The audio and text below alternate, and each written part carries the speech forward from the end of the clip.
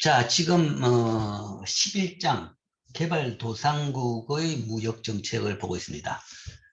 여기서의 무역정책은 경제성장 또는 산업화 차원에서 그런 목적으로의 무역정책입니다.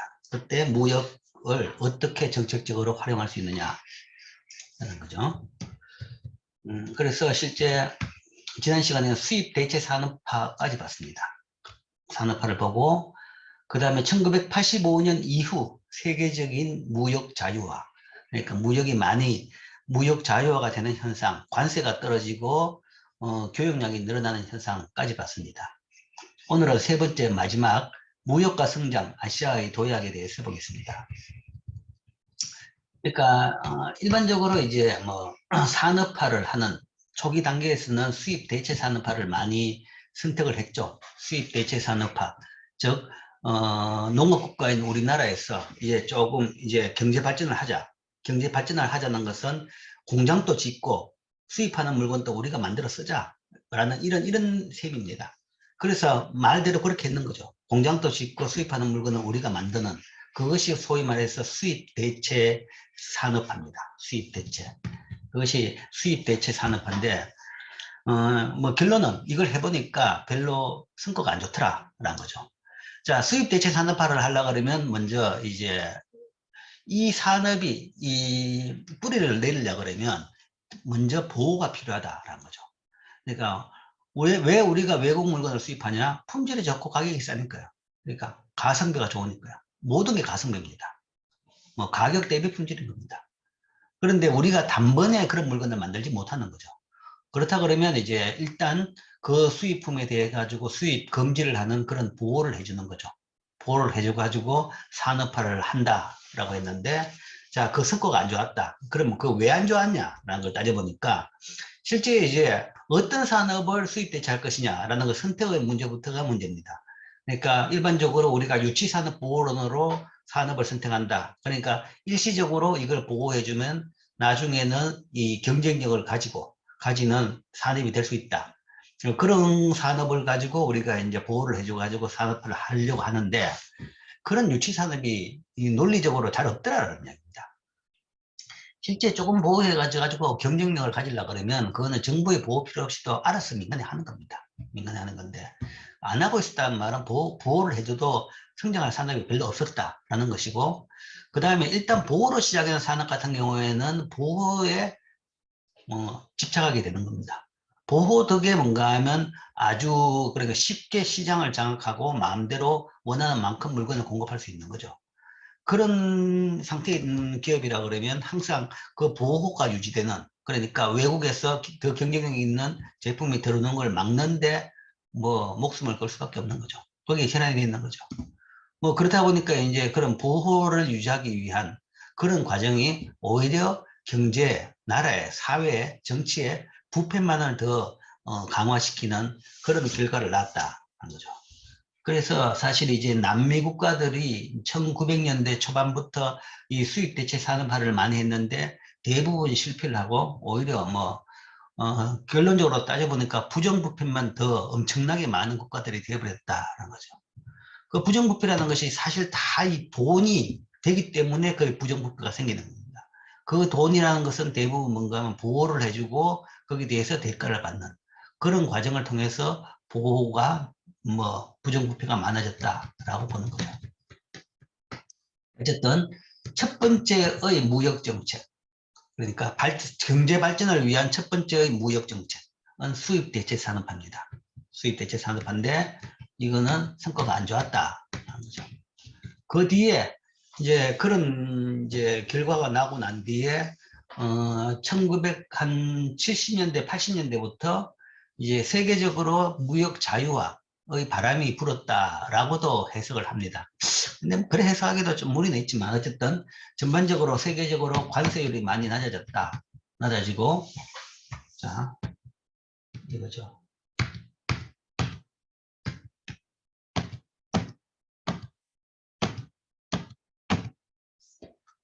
자, 관세율이 뭐 인도 같은 경우에 보면 100%였던 것이 뭐 지금 뭐 20, 30%로 떨어지고, 그 다음에 개도국 전체도 이렇게 점점점 떨어지는 겁니다. 떨어지더라. 80년대 들어와가지고 떨어지더라. 그래서 80년대 이후부터는 상당히 뭐 무역 자유화가 많이 진전됐다. 그리고 거기에 따라서 뭔가 무역 양도 늘었습니다. 그래서 자유무역이 경제를 발전시킨다 라고 직접 이야기할 수 있는 부분은 사실은 아닙니다. 그건 아닌 거죠. 이게 왜 이래 됐냐에 대해 가지고는 사실은 지난 시간에 설명했던 지난 시간 설명했던 그런 부분이죠. WTO 체제 내에서 그러니까 뭐 가트 WTO 체제 내에서 세계적으로 관세를 낮추자라는 그런 이제 계속 압력과 그 다음에 합의가 있었던 거죠. 그리고 그것들이 점점점 진전이 된 겁니다. 진전이 됐고, 그러나 이제 소위 뭐 일부 뭔가 하면 수입 대체 산업화하는 국가들이 소위 높은 관세를 이용해 가지고 자국 산업화를 하기 위해 가지고 많이 노력은 했었는데 그게 이제 뭐 수십 년 동안의 노력 결과 한 70년대 들어가지고는 아 이게 아니구나 싶은 거죠. 아니구나 싶어가지고 더 이상 이제 그 정책을 포기를 했는 겁니다. 그 정책을 포기를 하면서 이제 그 보호로 높여놨던 그런 수입 장벽이 점점점 떨어지는 겁니다. 뭐 그런 것 때문에 전체적으로 관세율이 떨어진 겁니다. 그래서 관세율이 떨어지고 무역량이 늘어남에 따라서 그런 나라들이 뭐 실패해서 다시 성공적인 그 성장으로 갔다는 아닌 거죠. 그래서 뭐 여기서 이런 이야기가 있죠. 여기 대해 가지고 이 무역 자유화가 경제 발전을 성장을 촉진시키느냐. 브라질이나 다른 중남미 국가들은 수입 대체 산업화 기간보다 무역 자유화 기간의 경제 성장이 더 느려졌다는 거죠. 그거는 뭐 보호받던 산업들에서 뭔가 하면 관세율이 낮아지면 그 산업들이 상대적으로 위축이 됩니다. 그래서 구조조정 되는 것이고 망하는 거죠. 그러면 성장률이 오히려 더 떨어질 수는 있는 겁니다. 그 대신에 뭔가 하면 자기들이 수출할 수 있는 경쟁 산업을 만들었으면 되는데 그걸 못 만들면 뭔가 하면 이렇게 떨어뜨리는 거죠.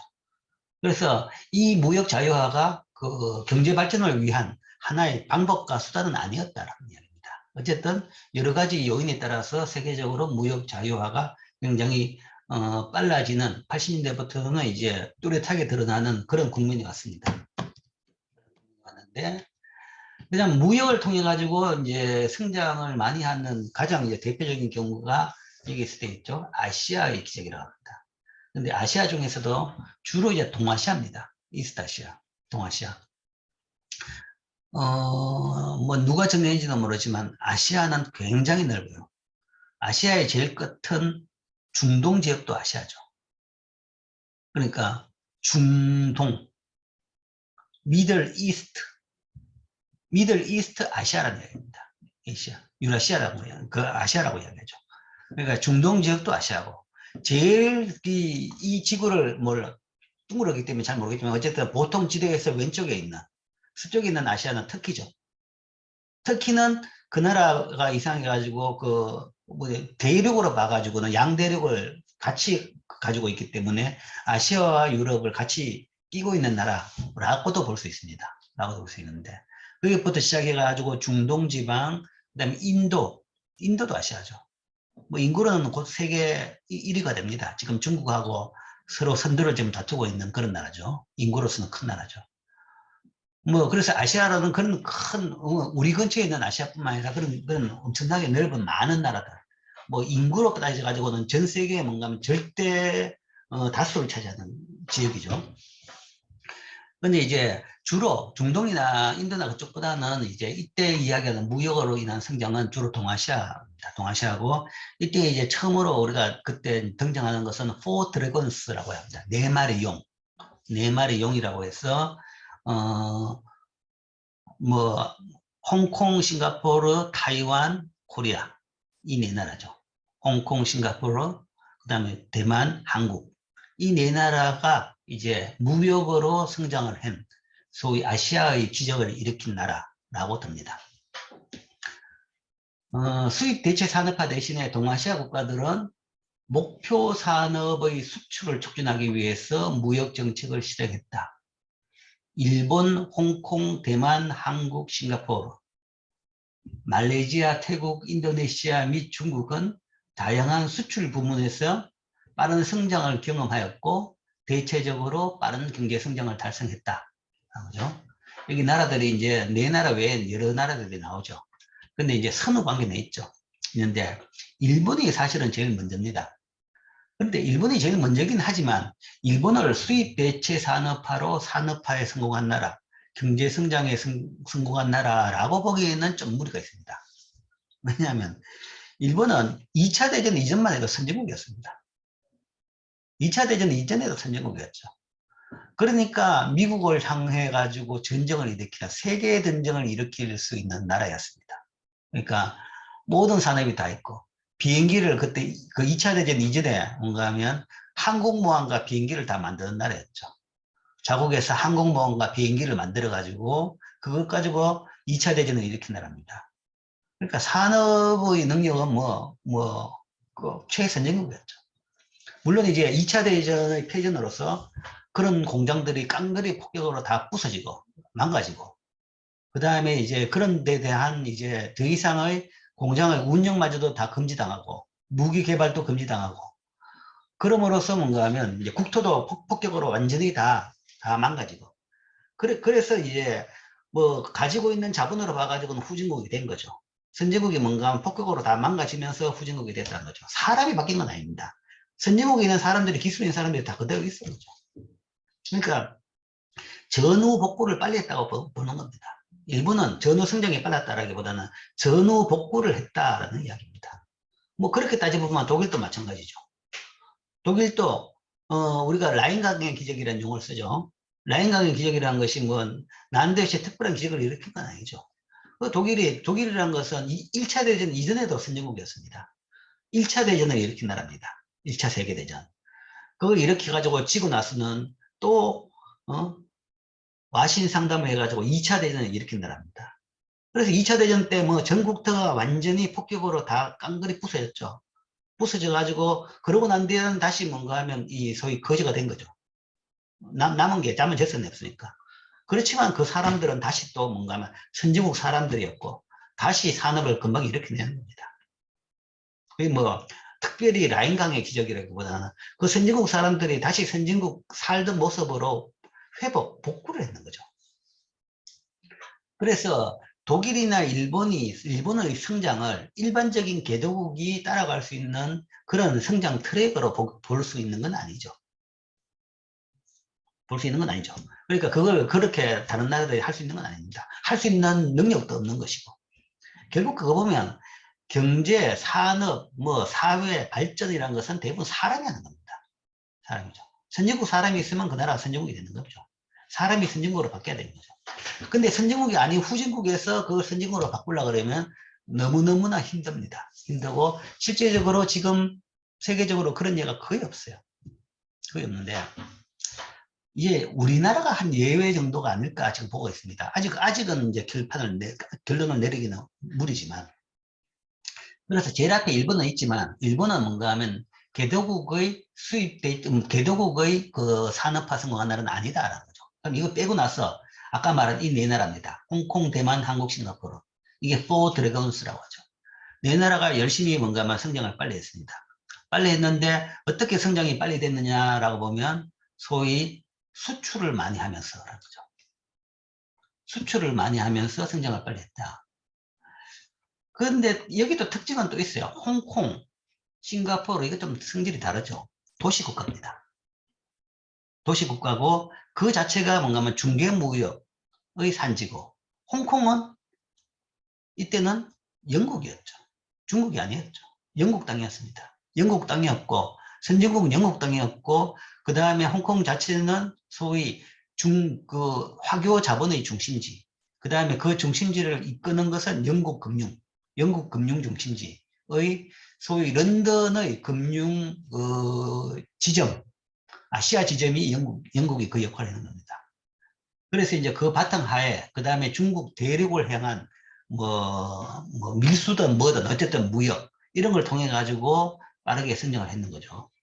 그 다음에 싱가포르는 전통적으로 물론 이제 좋은 아주 영민한 지도자 덕에 뭔가 하면 중개 무역을 할 수 있는 그 지리적인 여건을 잘 활용해 가지고 지금 세계적인 중개 무역과 그 다음에 그런 중개의 중심 센터 역할을 하고 있는 겁니다. 도시국가지만. 있고, 그 다음에 이제 대만, 한국이 조금 비싸게 갔습니다. 경공업 중심으로 산업화를 시작했던 거죠. 잡혔는데. 자, 그러면 어쨌든 이렇게 했습니다. 이렇게 하고, 이 네 나라가 이제 그 키 나라고, 그 다음에 이제 말레이시아, 태국, 인도네시아는 뭐, 사실은 뭐 좀 이런 표현하기는 그렇지만, 자기 자체적으로 경제 발전을 시키는 능력은 조금 약해요. 그런 것이.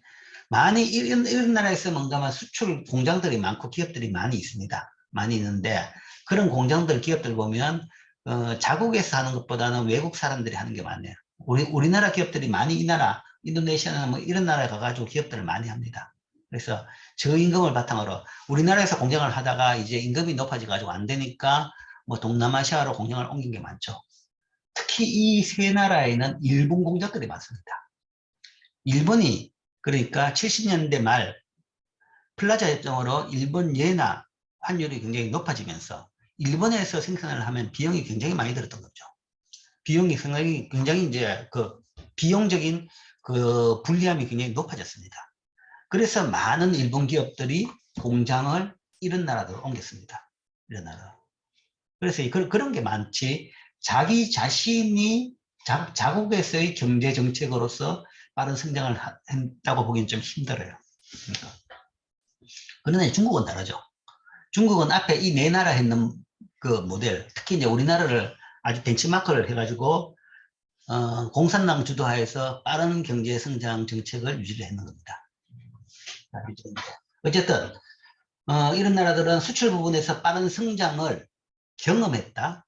수출을 열심히 해가지고 경험이 아니라 뭔가 하면 그냥 뼈가 빠지도록 열심히 일해가지고 물건 만들어가지고 열심히 수출을 늘린 겁니다. 늘린 것이고 그건 주체적으로 늘린 거죠. 그래서 대체적으로 빠른 성장을 달성했다. 왜 그러면 수출에 목을 매달았느냐? 방법이 그것밖에 없어서 그렇습니다. 방법이. 그러니까 산업화를 하려고 그러면 기계를 사들여야 되는 거죠. 기계를 사들이려면 돈이 있어야 되는데 우리나라 내에 원화도 아니고 외화가 필요합니다. 달러가 필요한데 달러를 조달할 방법이 없는 거죠. 안 빌려주죠. 개도국, 신용도도 전혀 개도국이 아무도 안 빌려줍니다. 그러면 그걸 기계를 사들이려고 그러면 어쨌든 기계 살 돈을 뭐 물건 팔아가 달러를 가져와야 됩니다. 그래서 제일 처음에 한 것이 시작은 광물부터 수출했습니다. 뭐 60년대 우리나라 대표적인 수출품이 텅스텐, 중석이죠, 그죠? 중석. 그 다음에 뭐 피시, 생선. 그러니까 이건 주로 일본에 수출했죠. 일본에 수출하고. 어부들이 열심히 동해 바다 가가지고 생선 잡아가지고 좋은 건 다 일본에 수출했죠. 수출하고. 뭐, 그 다음에 뭔가 하면 조금 가가지고, 처음에는 이제 그런 식으로 농산품, 광산품, 뭐, 어업에서 수출을 하다가 조금 돈이 되니까 이제 그다음부터는 기계를 조금 아주 원시적인 장비를 사와가지고 뭐 물건 만들어 팔기 시작했습니다. 그게 뭐 초기에는 가발. 그러니까 가발도 뭔가 하면 사람 머리, 우리나라 사람들이 그러니까 여성들의 긴 머리, 그걸 사와가지고, 그거 가지고 가발을 만들어가지고 파는 가발. 그렇게 하다가 그다음부터 이제 그다음 가는 단계가 그다음 조금 이제 가발은 이제 가위하고 그것만 있으면 됩니다. 가위하고 조그만 틀만 미싱만 있으면 되죠. 그다음에 이제 제대로 된 이제 이 미싱을 사와 가지고 하는 것이 봉제죠. 봉제. 옷 만드는 거. 그다음에 인형 만드는 거. 인형에 눈 다는 거. 뭐 이런 거죠. 이런 걸 해가지고 이제 수출하기 시작하죠. 그래가지고 수출해가지고 돈 좀 벌면 그다음에 조금 더 좋은 기계 사들여가지고 또 거기다가 사람 열심히 달라붙어가 일해가지고 물건 만들어가 파는. 그 다음 단계로 하는 것이 이제 조금 이제 좀 수준 높아졌다는 것이 봉제 다음으로 가는 것이 이제 전자제품이죠. 전자제품이라는 것이 개발은 안 되고 조립이죠. 조립. 단순 조립입니다. 생산 라인인 거죠. 그러니까 일본에서 대부분 다 뭐 소재 부분은 일본이 뭐 세계적으로 뛰어나니까 반면에 일본은 이제 인건비는 굉장히 비싸고 국민소득 수준인데 우리나라의 10배 이상 높은 거죠. 그렇기 때문에 일본에서 재료들을 다 사들여 와가지고 그거 가지고 라디오를 조립한다든지 아니면 브라운관을 만든다든지 그래가지고 뭔가 하면 TV, 라디오 같은 걸 만들어가지고 세계적으로 수출하기 시작했죠. 그게 이제 진짜 경공업 산업화 단계입니다. 그러다가 이제 어느 정도 되고 나니까 이제 자체적으로 부품도 개발하고 하다가 이제 그다음부터는 이제 중화학공업으로 가는 거죠. 중화학공업으로 가는 것이 뭐 자동차도 해보고 뭐 이 화학 정제, 그러니까 정유산업, 뭐, 그 다음에, 뭐, 조선 때고, 뭐 등등, 뭐, 그런 식으로 지금 이제 까지 와 있는 겁니다. 그리고 이제 그걸 바탕이 되는 이제 포항제철도 만들고. 자, 왜 수출이 성장의 키포인트였느냐? 왜냐면 수출 안 하면 방법이 없었기 때문에 그렇죠. 수입 대체 산업화를 할 수 있었던 나라들은 그래도 할 수 있었기 때문에 수입 대체를 할 수 있습니다. 우리나라는 수입 대체 자체가 안 됐어요. 아까 말한 대로, 지난 시간에 말한 대로 아르헨티나 같은 나라는 부유한 나라였습니다. 수입 대체 산업화를 하기 위해 가지고 기계를 얼마든지 사들일 수 있는 돈이 있었죠. 세계적으로 뭔가 하면 저기 뭐 소를 키워가지고 팔면서 엄청난 돈을 벌었습니다. 그렇기 때문에 그 돈 가지고 수입 대체 산업화를 할 수 있었는데 우리나라는 수입 대체 산업화를 하려고 그러니까 할 돈이 없는 거죠. 그래서 뭔가 하면 있는 거 없는 거 다 수출 파는 거죠. 팔아가지고 조금 기계 더 사다 가지고 또 만들어 팔고 만들어 팔고 그걸 계속 반복했는 겁니다. 그게 이제 소위 말해서 수출 주도형 성장이라고 이야기하는 거죠. 여전히 그러고 있습니다. 여전히 그러고 있는 것이 여전히 뭔가 하면 별 방법이 없기 때문에 여전히 성장하려고 그러면 별 방법이 없기 때문에 그렇습니다. 자원이 많이 있으면 우리나라에서 기름이라도 난다 그러면 사실은 그 방법 아니고도 할 수는 있겠죠. 그런데 수출을 하기 위해 가지고 원자재는 다 또 사와야 됩니다. 기름도 안 나지. 석탄도 뭐 나긴 나는데 품질이 안 좋아 쓰지도 못하지. 온갖 원자재는 다 또 사와야 되는 거죠. 그걸 사가지고 물건을 만들 수 있는 겁니다. 그걸 살 비용마저도 안 든다 그러면 뭐 국내에서 내수 중심으로 뭐 해도 별 문제가 없습니다. 그런데 내수 중심적으로 하기에는 원자재도 아무것도 없는 거죠. 여기 우리나라에 있는 거는 사람밖에 없습니다. 사람이죠. 그래도 지금까지는 열심히 성실히 일하는 그런 사람들. 그러니까 그 사람들을 통해 가지고 경제를 발전시키려고 그러니까 여전히 지금도 우리나라 환경 내에서는 뭐 수출 주도형 성장. 이거 외에는 별 뾰족한 방법이 없는 겁니다. 특별히 뭐 이게 전략이다 싶어 가지고 그걸 했는 건 아니고 살려고 하다 보니까 이제 그게 유일하게 있는 길이었고 그 길을 따라 가지고 뭔가 하면 계속 꾸준히 가다 보니까 뭐 이렇게 된 겁니다. 뭐 길은 어떻게든 잘 선택을 했죠. 꾸준히 계속 잘했기 때문에 성장을 했는 겁니다. 그 중에서 이제 대만하고 한국하고는 좀 차이는 있죠. 차이는 있는데 이 두 나라가 그렇습니다. 두 나라 그런데 대만 같은 경우에는 이제 뭐 그렇게 해가지고 주로 경공업 중심 그러니까 국가 주도적인 발전보다는 그냥 시장에서 시장 중심적인 발전을 했습니다. 그러니까 이제 경공업 중심으로 발전을 많이 했죠. 근데 우리나라는 이제 그걸 이제 국가 주도적으로 많이 하면서 중화공업을 할 수 있습니다. 왜냐하면 중화공업이라서는 큰 규모의 투자가 필요합니다. 포항제철, 뭐 아니면 뭐 자동차도 그렇고 조선도 그렇고 이거는 개인 기업이 그때 상태의 지금이라면 뭐 개인 기업이 충분히 하는데 개인 기업이 국가보다 돈이 더 많은데 얼마든지 문제 없지만 그 당시 수준의 나라에서 뭔가 하면 그런 산업을 개인 기업이 할 수 있는 건 아닌 거죠. 돈이 없고 능력도 없기 때문에. 그래서 국가에서 시작을 한 겁니다. 조선도 마찬가지입니다. 조선도 뭔가 국영기업체에서 시작해가지고 그걸 민영화시켜가지고 조선업체들이 저렇게 된 겁니다. 뭐 정유도 마찬가지죠. 정유도 지금은 다 민영화되어 있지만 시작은 국가에서 정유 산업을 시작을 했습니다. 국영으로 시작을 했죠. 그래서 국영으로 해가지고 한 산업이 그래도 성공하면 그 다음에 그걸 민영화시키고 아니면 그 기술을 익힘에 따라 가지고 다른 기업들이 이제 또 같은 공장을 만들면서 그 산업이 커지게 되는 거죠.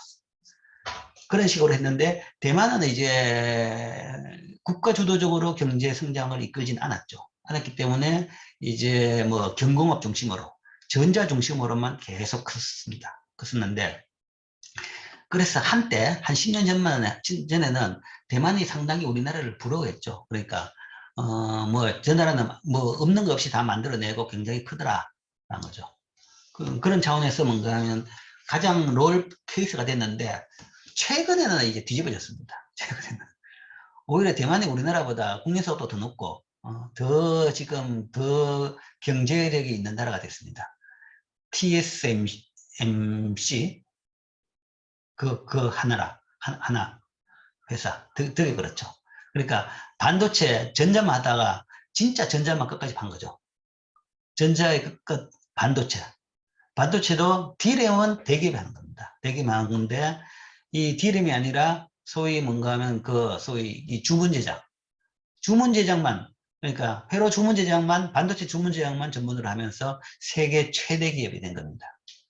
그러니까, 생산과 소위 이제 개발과 생산이 분리되면서, 옛날에는 개발되는 회사가 공장을 가지고 생산품을 만들었습니다. 근데 요즘에는 이제 뭐 인력이랄까 이런 문제, 인건비랄까 그런 문제 때문에 개발과 디자인과 그 다음에 생산이 많이 분리가 되죠. 그 덕에 이제 생산의 전문화를 통해 가지고 뭐 지금은 대만의 TSMC라는 회사가 뭐 세계적인 회사가 되죠. 자, 어쨌든 이런 식으로 뭐 그렇게 해가지고 어쨌든 우리나라는 빠른 성장을 했습니다. 그리고 그걸 가지고 뭉뚱그려 가지고 이제 이렇게 이야기합니다. 어쨌든 수출을 열심히 해가지고 즉 수출을 열심히 하는 무역 정책을 통해서 이 나라들이 발전했다. 자, 뭐 외국 사람들이 보기에는 그러면 자 성장의 발전의 원인이 뭐냐? 그럼 데이터를 통해서 보죠. 그러면 이런 나라들을 보면 대부분 총 생산에 비해서 수출과 수입량이 상대적으로 높았다. 수출하고 수입량은 대부분 비슷합니다. 그래서 뭐 나눠서 볼 필요도 없고, 비슷한데, 보통 이제 GDP에서 수출이 차지하는 부분이 굉장히 높죠. 세계적으로 제일 높은 나라가 우리나라입니다. 물론 우리나라 외에 있는 것이 아마 룩셈부르크가 조금 더 높긴 하지만, 그건 아주 조그만 도시국가이기 때문에 좀 개념이 다르고, 거의 우리나라가 제일 높은, 그러니까 GDP의 수출이 차지하는 비중이 거의 절반입니다. 그 이야기는 우리나라에서 만드는 물건의 절반 정도로 수출한다라는 거죠. 그거는 앞에 우리 이번 학기 제일 앞쪽에 이 데이터를 통해서 봤죠. 또한 정책 개혁으로 무역 개방이 확대되었는데 이는 수출이 GDP에 차지하는 비중으로 측정된다. 수출 지향적 성장을 이걸 통해 가지고 경제를 발전시킬 수 있다는 거죠. 근데 이 말은 사실은 솔직히 말하면 틀린 말입니다. 수출 지향적 성장으로 경제를 발전시켰다라는 것보다는 수출을 해내면 그게 발전을 된 겁니다. 성장을 한 겁니다. 수출해서 성장을 할 수 있는 게 아니라 수출하면 성장을 하는 겁니다. 수출을 못하면 성장을 못하는 거죠. 수출을 했다는 것 자체가 바로 성장을 할 수 있다는 거죠. 수출을 했다는 것은 외국에 물건을 팔 수 있는 겁니다. 팔 수 있는 물건을 만들어야 되는 거죠. 그러니까 누구나 팔 수 있는 건 아닙니다. 품질을 줘야 되죠. 가성비가 줘야 됩니다. 무조건 품질이 다 다니죠. 항상 가성비입니다. 그러니까 품질은 좀 나쁘도 가격이 훨씬 낮으면 팔리는 겁니다. 그러니까 우리나라도 초기에는 60년대, 70년대 같은 경우에는 경공업 수출품이 다 가성비인 거죠. 낮은 인건비로 수출한 겁니다. 뭐 인형이 뭐 품질이 뭐가 크게 좋은 게 있겠습니까? 그건 디자인이죠. 그 디자인은 또 다 국내에서 한 것도 아닙니다. 그러니까 미국의 그 장난감 회사들이 OEM으로 만든 거죠. 미국의 장난감 회사들이 뭔가 하면 이런 디자인으로 이런 인형을 만들어 달라. 샘플을 보내면 그거 똑같이 뭔가 하면 쿵탁쿵탁 해가지고 그 눈을 붙이고 그래가지고 만드는 거죠. 그러니까 그걸 뭔가 하면 임금이 낮거나 아니면 품질이 좋거나 이겁니다. 가성비죠. 가성비가 있도록 만들어내만 수출할 수 있고 그걸 수출할 수 있으면 그만큼 만든 만큼이 뭔가 하면 GDP가 느는 거죠. GDP가 늘었다는 것은 성장을 한 겁니다. 수출 지향적 성장 정책을 했다고 해가지고 성장할 수 있는 게 아니라는 얘기죠. 수출을 해낸다는 것 자체, 외국에다 물건을 팔 수 있는 물건을 만들어낸다는 것 자체가 바로 경제가 발전하는 거다. 그죠? 아시아 국가들이 이런 식으로 경제 발전을 많이 했다는 것이고, 그렇지만 멕시코나 브라질 등 중남미 국가들의 성장률은 무역 자유화를 추진한 후에 실제로 둔화됐다. 그죠? 그러니까 무역 자유화가 성장의 충분 조건은 아니다. 충분 조건 아니고 사실 필요 조건도 아닙니다. 이야기했죠. 우리나라도 뭔가 무역 자유화를 끝까지 안 했어요. 수출은 열심히 하죠. 수출만 목숨 걸지 수입은 절대로 막았습니다. 왜냐하면 조금 번 돈 가지고 그 수입을 열어놓으면 그동안 수입품 사는데 다 써버릴 테니까. 수입품은 조금이라도 번 달러 있으면 그건 몽땅 다 다시 수출하기 위한 기계 쓰는 데만 쓸 수 있고, 나머지 물건은 절대 못 사게 하는 겁니다. 못 사게 하기 위해서 수입을 모두 다 막았습니다. 그러니까 할 수 없이 조금씩만 열어줬지만, 우리나라가 수출하는 나라에서 워낙 거기에 대해 가지고 문제를 제기하면 조금 열어주고 뭐 그런 식으로 했지, 다 수입을 막았습니다.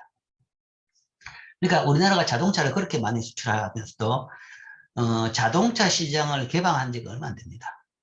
그러니까 외제차가 들어온 지가 얼마 안 되는 거죠. 제일 심한 건 이제 일본 물건이죠. 일본 물건에 대해서는 이제 한일 관계에 독특한 문제가 있었기 때문에 그 1990년대 말까지, 외환위기 이전까지 일본 물건에 대해 가지고는 몽땅 수입 금지였습니다. 전 세계적으로 소니 TV가 다 팔리고 있는데, 지금은 이제 아니지만 그래도 우리나라에서는 소니 TV를 못 팔았어요. 우리나라에는 소니 전자제품을 못 팔았고, 일본 자동차도 못 팔았고. 그건 이제 물론 이제 과거 역사까지 더해가지고 모든 일본 물건은 수입 금지, 뭐 이렇게 유지했죠. 그러니까 무역 자유화 자체가 뭔가 하면 이 성장을 위한 전략은 아닌 겁니다. 아닌 것이고, 그냥 뭐 수출을 위해서, 외화 획득을 위해 가지고 열심히 해가지고 성장했다. 맞죠? 이러한 중남미의 결과는, 그러니까 중남미도 뭔가 하면 무역 자유를 했다, 수입 대체를 포기하고 관세를 낮췄다. 그거 성장할 수 있는 거 아니죠. 그럼 열심히 수출을 하기 위해 가지고 뭐 일하고 그런 사람들이 있고 공장들이 돌아가야지 성장을 하는 거지. 그거 안 하면 뭐 전혀 이런 무역 정책을 통해 가지고 성장할 수 있는 방법은 전혀 없습니다. 이러한 중남미의 결과는 아시아의 기적에 있어서 다른 요인들도 중요한 역할을 했다는 것을 시사한다라는 이야기죠. 자, 그래서 이제 소위 뭐 아시아의 기적, 미러클 오브 아시아의 대표적인 예가 이제 이렇게 들죠. 그래서 한국은 미국 수준 대비 1인당 GDP가 이게 이제 1인당 GDP로 보통 국가의 빈부를 보죠. 그래서 이제 미국 대비 어느 정도냐 보면 제일 비약적인 것이 한국이었다라는 거죠. 1950년대에는 미국에 비해 가지고 10분의 1도 안 됐습니다. 한 13분의 1 정도 됐습니다. 13분의 1이 됐는데 현재는 미국의 한 70%에 근접합니다. 60%가 넘었습니다. 지금 70% 정도 되죠. 지금 3만 불, 4만 불. 그렇죠. 지금 아마 75% 정도입니다. 우리나라가 3만 불, 미국이 한 4만 불 정도 될 겁니다. 4만 불, 4만 5천 불, 70% 정도. 그렇게 해가지고 여기서 이만큼 갔다 하는 거죠. 이게 이제 절대액이 아니라 상대적인 비중이기 때문에 이건 실질값이죠. 실질값이고, 그렇기 때문에 뚜렷한 성장을 보입니다. 물론 이제 중국도 성장을 했죠. 중국은 더 못 살았는데 뭐 인구가 워낙 많으니까 n분의 1로 하니까 더 못 살았던 거죠. 근데 지금은 이제 이 정도까지 올랐습니다. 미국이 한 20% 정도까지 올랐습니다. 그죠? 올랐고. 그러니까 중국은 그 90년대 와서 이제 개방을 시작했죠. 등수평에 따라 가지고. 그래서 그 이후에 빠른 속도로 이렇게 성장을 했습니다. 우리나라는 이제 60년대부터 성장을 했는 거죠. 60년대부터 이렇게 빠른 성장을 했습니다. 인도는 상대적으로 최근입니다. 최근에 좀 성장했는데, 뭐 아직은 인도의 성장 트랙은 이제 뭐 그렇게 빠를 것까지는 않아요. 이게 좀 다른 것이, 중국은 공산당에 의해 가지고 완전히 적극적으로 계획해 가지고 전국 그 뭐 전체 경제 전체에 대해 가지고 체계적으로 끌고 갔습니다. 근데 인도 같은 경우에는 정치적으로 장악력이 그렇게 세진 않아요. 아직도 여전히 이 저개발국 상태가 대부분 지역이 그렇습니다. 대부분 지역이. 물론 이제 뭐 뉴델리를 중심으로 이제 일부 도시 지역은 뭐 완전히 선진국 지역이 됐고, 그다음에 워낙 인구가 많으니까 그 많은 인구에서 뭔가만 그 뛰어난, 그다음에 또 제일 장점이, 인도의 제일 장점이 영어를 쓰는 나라죠. 그러니까 영어를 쓰는 나라라는 것은 그 소위 언어 장벽이 없습니다. 언어 장벽. 일본이 지금 현재 역시 결국 저렇게 되는 것은 그 언어 장벽을 뛰어넘지 못해 가지고 결국 저렇게 외톨이가 되는 부분이 있죠. 그런데 우리나라는 그래도, 그러니까 이제 이게 또 다른 아이러니 중에 한 건데, 뭐 일부 이제 기업에서 많이 일했던 내 친구들 이야기는 우리나라가 경제가 조금만 컸으면 한 배 정도만 됐으면 그런 이야기 합니다. 인구가 5천만인데 한 1억 정도만 됐으면. 그러니까 일본의 인구가 1억이 넘습니다. 그 정도 시장 규모가 되면 외국에 의존하지 않고 자체적으로 뭐 대부분 돼요. 뭐 물건 하나 상품 개발하더라도 자체적으로 다 됩니다. 해가지고 되면 돼가지고 뭐 더 크게는 할 수가 있지만. 근데 5천만 인구를 대상으로 뭘 한다 그러면 상품을 개발한다든지 뭘 새로 한다든지 이게 이 자체가 자체 시장으로는 규모의 경제가 안 된다는 거죠. 그렇기 때문에 우리나라는 이 5천만 인구라는 적은 인구, 상대적으로 이 적은 인구라는 제약이 있다는 건데 그 제약 자체가 사실은 뭔가 하면 사람들을 외부로 나가게 하는 겁니다. 우리나라 내에서 안 되니까 클라 그러면 세계로 봐야 된다 거죠. 근데 일본은 자체 내에만 안주하더라도 먹고 사는데 지장이 없고 경제 발전에 문제가 없다라고 생각합니다. 그래서 일본 사람들은 뭐 영어도 잘 못하고 뭔가 하면 세계적으로 잘 안 나가더라는 거죠. 그러니까 이제 세계적으로 경쟁이 심화되는데 저 경쟁이 못 따라가는 것이고 우리나라는 상대적으로 뭔가 여건이 안 좋기 때문에 안 따라갈 수가 없는 거죠. 이제 그런 식으로 볼 수도 있습니다. 그러니까 강대국이 제일 강하냐? 너무 강하면 뭔가 하면 그다음부터는 그 안주하면서 더 이상 발전을 못할 수가 있다. 그죠? 자, 어쨌든 뭐 이런 식으로 우리나라는 성공적으로 성장을 했습니다. 중국도 지금 굉장히 빠른 성장을 했습니다. 우리나라 성장할 때보다 더 빠른 속도로 성장을 해왔습니다. 해왔는데 지금 조금 이제 문제가 아닌가 싶은 그런 느낌이 듭니다. 너무 지금 샴페인을 일찍 터뜨려가지고 아직 좀 더 저기 목소리를 안 내고 조금 더 가야지 목소리를 낼 수가 있는데 너무 빨리 내가지고 이제 성장세가 조금 주춤하지 않을까 이제 그런 예측을 많이 하고 인도는 이제 뭐 이런 나라들 하는 거 보니까 인도 같이 가겠지 싶어가지고 사람들이 이제 다음은 인도구나라고 보고 있는데 인도는 그렇게 할 수 있는 시스템이 제대로 안 갖추고 있어요, 사실은. 그리고 이제 그렇게 그 효율적으로 경제 발전을 위해 가지고 나라를 이끌어가는 부분은 잘 안 보인다라는 부분이 있죠. 아까 말한 대로 영어를 쓴다든지 많은 뭐 수학이나 그런 데 재능이 많은 사람들이 굉장히 많다. 이제 그런 장점이 있죠. 그리고 이제 그런 뛰어난 인재들이 대부분 미국으로 가버린다라는 거죠. 언어 장벽이 없으니까 쉽게 가버립니다. 쉽게 가버리고 거기서 이제 미국에서 사는 거죠.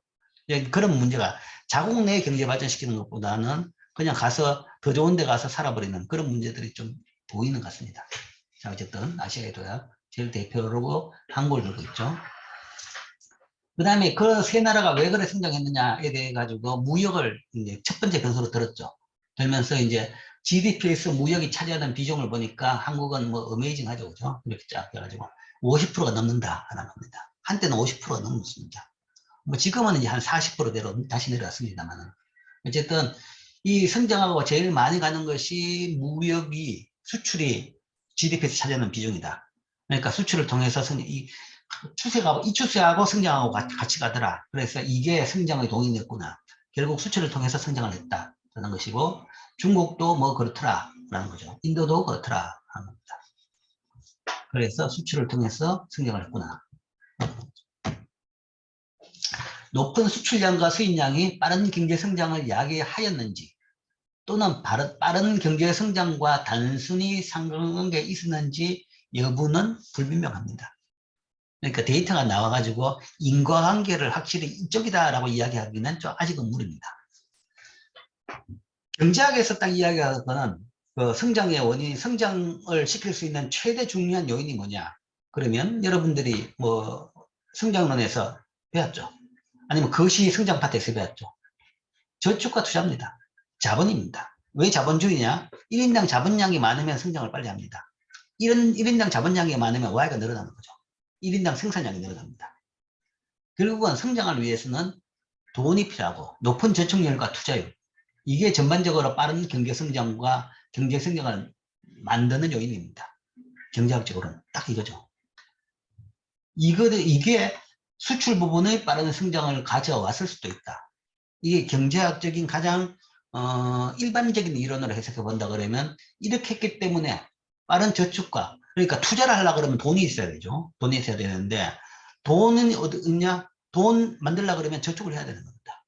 다 써버리면 돈이 없죠. 그럼 투자할 돈이 없죠. 그렇기 때문에 저축을 많이 하고 그 돈 가지고 투자를 해가지고 자본을 들이면 수출할 수 있는 물건을 만들 수 있는 기계를 사들이고 그 기계 가지고 잘 만들어 가지고 수출할 수 있는 거죠. 그래서 이 과정까지도 사실은 다 가는 거죠. 그때 이제 얼마나 저축도 높이고 효율적으로 투자하고 낭비를 줄이느냐가 남보다 조금 더 빠르게 성장할 수 있느냐 그 차이입니다. 남보다 좀 더 빠르게 성장했는 것은 이 부분이 다 모든 나라가 다 돌아갑니다. 돌아가는데 얼마나 효율적으로 낭비를 줄이고 효율적으로 이런 부분으로 이 수출 산업 부분으로 연결이 되느냐 거기에서 차이가 나는 거죠. 그 다음에 또 교육의 빠른 신장으로 생산적인 노동자에게 중요한 높은 문자 해독률과 수리적 지식을 갖게 되었다. 이제 이것도 거꾸로 된 인과성을 이야기하는 겁니다. 이 저자에 따르면 이런 식으로 수출하고 이래 되니까 뭔가 사람들이 교육 수준이 높아져 가지고 뭐 생산적으로 일할 수 있는 근로자들이 돼 가지고 더 빨리 성장했다 하는 건데 실제 이제 이게 인과가 잘못된 것이 중국이나 우리나라나 대부분 뭔가 하면 이 문자 해독률 같은 경우는 대부분 뭔가 다 돼 있는 상태였죠. 못 살 때부터. 그러니까 이거는 이제 소위 아프리카 아니면 인도도 마찬가지입니다. 그런 데가 왜 빨리 성장 못하느냐? 아니면 동남아시아 국가들도 마찬가지입니다. 그거는 이제 여기서 장벽인 겁니다. 일할 수 있는 사람들이 적다라는 거죠. 일을 하려고 그러면 최소한 문자 해독은 해야 됩니다. 일을 어떻게 하라고 뭔가 하면 과학 지식을 주면 그게 쓰인 대로 읽고 뭔가 하면 거기에 따라서 해야 되는 거죠. 기계마다 뭔가 하면 뭐 어떻게 하라, 여기 뭐 하라 적혀 있는 거죠. 그 문자를 해독을 할 줄 알아야지. 그리고 기본적인 계산을 할 줄 알아야지 일을 할 수 있는 겁니다. 물론 그게 뭔가 하면 아주 하이테크 일이 아니라 가장 단순한 조립 일을 한다고 그래도 봉제를 한다고 그래도 그런 정도의 뭔가 하면 어느 정도 이 교육 수준이 있어야 되는 거죠. 근데 뭐 우리나라나 뭐 중국이나 이 아시아 국가 뭐 다 뭐 그 정도는 돼 있던 거죠. 돼 있었기 때문에 이제 공장을 만들어 가지고 물건을 만들려고 그러면 일할 사람들이 충분히 많이 있던 겁니다. 많이 있는 거고. 중국도 마찬가지입니다. 중국 같은 공산주의 국가에서 문자 해독을 못한 사람이 없죠. 왜냐하면 당에서 시키는 것을 다 읽어야 됩니다. 안 읽으면 그냥 야단나는 거죠. 그러니까 몽땅 다 모든 국민이 가서 뭔가 하면 교육을 받고 경제 발전하기 이전에 공산주의 국가 내에서도 공산주의 국가에서는 완전 문자 해독률에는 문제가 없는 정도로 다 강제적으로 다 문자 해독을 할 수 있는 상태가 되는 거죠. 그렇기 때문에 거기에서 소위 일할 수 있는 사람은 충분히 있었던 겁니다. 있었는데 일할 수 있는 판을 만들어 준다 그러면 뭐 잘 굴러갈 수 있는 거죠. 그 판은 이 앞에서 있는 이 과정을 통해서 만든 겁니다. 저축을 해가지고 그걸 가지고 그 돈 가지고 뭔가 효율적으로 잘 써야 되는 거죠. 뭐 우리나라는 이제 뭐 시작할 때는 아까 말한 대로 돈이 없었기 때문에 뭐 아니 뭐 별거 머리까지 다 잘라 팔고 머리카락까지 잘라 팔고 뭐 온갖 이제 먹는 것까지 다 팔아가지고 겨우 그 돈 가지고 해가지고 시작을 했는 거죠. 하고 그 다음에 기업들이 외국 가서 돈 못 빌리니까 국가가 나와가지고 뭐 차관을 받아오고 뭔가 하면 빌려오고 그래가지고 그 돈을 뭔가 하면 알뜰히 낭비 한 개도 없이 잘 산업에 투입을 했기 때문에 빠른 성장을 했는 겁니다. 근데 이제 많은 국가들이 많은 개도국들이 그런 돈이 들어오면 이제 그런 차원에서 국제기구에서 개도국들을 많이 도와줍니다. 도와주는데 그런 돈들이 들어오면 그런 식으로 생산적으로 잘 안 쓰고 날아가는 돈들이 많죠. 이제 그게 부정부패가 많더라라는 거죠. 개도국이라는 것이 원래 뭔가 부정부패가 많아요. 덜 투명하고 덜 체계가 돼 있고 그러니까 외국에서 차관으로 돈을 주더라도 그 돈 중에서 뭔가 하면 얘 떼먹고 쟤 떼먹고 실제적으로 산업에 들어가는 것은 얼마 안 되더라 하는 거죠. 그런 식으로 돌아가니까 성장을 못하는 겁니다. 근데 이제 우리나라는 상대적으로 그거를 이제 그런 부분을 어쨌든 국가 주도적으로 꽉 잘 잡고 잘 막았죠. 잘 막아가지고 효율적으로 성장이 되도록 했던 겁니다. 즉 이러한 국가들은 또한 경제개혁도 실행했다. 그러니까 국가에서 그런 경제개혁을 잘 했기 때문에 경제성장을 잘 리드했기 때문에 우리가 빠른 성장을 했다라는 것이고 중국도 뭔가 공산당이란 뭐 그런 이제 엄청난 이 장악력을 가진 기구가 계획을 잘 세워가지고 다른 나라 예를 보고 계획을 잘 세워가지고 그걸 잘 했기 때문에 빠른 성장을 했는 겁니다. 자, 이게 이제 과거의 성장에 대한 뭐 우리나라 이게 뭐 동아시아 성장에 대한 이야기죠. 그래서 이제 그게 따라오는 정도까지는 어느 정도 할 수 있다는 거죠. 그러니까 중국 같은 경우에 지금 현재 국민소득이 미국이 한 20% 정도. 만불입니다. 만불인데, 미국이 한 4만 불, 4만 5천 불 정도 됩니다. 4만 5천 불. 그러니까 근데 만불이면 여전히 개도국입니다. 개도국. 우리나라는 3만 불이죠. 3만 불인데 이게 지금 현재 개도국이냐 선진국이냐 이 바운드리에 있는 겁니다. 바운드리에 있는데, 지금 상태로 뭔가 하면 계속 간다 그러면 이 정도 위상이 계속 유지되면 뭐 선진국으로 분류될 겁니다. 지금 또 많은 국제기구에서도 우리나라를 선진국으로 분류합니다. 선진국으로 분류하면 뭐 좋은 면도 있지만 그 다음에 부담도 많아집니다. 개도국에 대한 도움도 많이 해주라. 어떤 이 돈 낼 때도 뭔가 돈 많이 내라. 라는 거죠. 그런 부분도 있는 겁니다. 어쨌든 그런 식으로 성장을 했는데 다른 나라를 또 그런 식으로 이렇게 쉽게 할 수 있느냐에는 또 다른 문제가 많다라는 거죠. 물론 아까 말한 네 나라 이야기 있죠. 아까 말한 네 나라, 4드래곤스. 이 네 나라 중에서 홍콩, 대만, 한국, 싱가포르 중에서 1인당 국민소득으로 제일 성공한 나라는 싱가포르입니다. 싱가포르는 지금 현재 국민소득이 한 7만 불 정도, 미국보다 더 높습니다. 미국보다 더 높은데, 그런데 싱가포르 일반적인 사람들의 삶 수준은 뭐 우리나라보다 별 차이 없다라고는 봅니다. 근데 그게 이제 싱가포르가 도시국가고 중개무역을 하고, 그 다음에 그 관련된 많은 이 동아시아, 아시아 지점들이, 세계 기업들의 아시아 지점들이 있으면서 뭔가 하면 뭐 GDP는 굉장히 높죠. 어쨌든 숫자로 봐가지고는 제일 성공한 게 싱가포르고. 그 다음에 대만이 한때 우리가 나왔다 그랬는데 최근에는 확 우리보다 지금 더 빠른 속도로 성장하고 있습니다. 훨씬 낫고. 홍콩은 사실은 뭐 훨씬 더 빠른 속도로 성장했는데, 이제 그거는 이제 중국이란 배후가 있었기 때문에, 뭐, 주로 중국으로 들어가는 물건들이 그쪽으로 통과를 많이 하고, 그 다음에 그 여러 이제 금융의 중심지 역할을 하면서 굉장히 빠른 속도로 성장했는데, 지금은 이제 조금 개념이 좀 달라졌죠. 중국이란 그 독립성 자체가 지금, 조금 의무시되고, 그 다음에 그게 이제 독립적인 국가로 보기에 좀 무리가 있죠. 그리고 중국이 뭔가 하면 더 이 타이트하게 홍콩을 컨트롤 하려고 그러고, 그 자체에서 뭔가 하면 경제의 독립성은 많이 떨어진 셈입니다. 그래서 홍콩은 지금 이제 뭐 어떻게 갈지 그건 잘 모르죠. 뭐 사람들이 부러워하는 그런 트랙은 아닙니다. 실제 이제 세계적으로도 세계 뭐 우수 대학, 그리고 대학 평가를 많이 하죠. 대학 평가를 많이 하면 세계적으로 뭐 탑 앞에 있는 뭐 앞에 10등, 20등 내 대학들에 들어가는 대학들을 보면 홍콩하고 싱가포르가 굉장히 많았습니다. 홍콩하고 싱가포르. 예, 이런 조그만 나라지만 뭔가 하면 그런 데 투자를 많이 했던 거죠. 많이 해가지고 굉장히 잘했는데, 싱가포르는 여전히 뭔가 하면 뭐 탑 10에 들어가 있는 대학들이 꽤 있습니다. 그런데 홍콩은 요즘에는 이제 그 대학들이 많이 떨어집니다. 그러니까 옛날만큼 그렇게 국가에서 집중적으로 투자도 못하고, 그 다음에 정치 상황이 불안하니까 좋은 인력들이, 좋은 교수들이 홍콩 대학에도 잘 안 가죠. 그리고 이제 홍콩 대학의 피해도 옛날보다 많이 나빠졌다라고 이야기합니다. 옛날에는 뭔가 하면 이제 아주 특별하게 뭔가 피해를 많이 주니까 세계적인 인재들을 많이 끌어모을 수 있었던 거죠. 근데 이제 홍콩이 이제 그런 도시국가 역할이 많이 이제 희석되니까 상대적으로 이제 특징은 많이 줄어들었습니다. 어쨌든.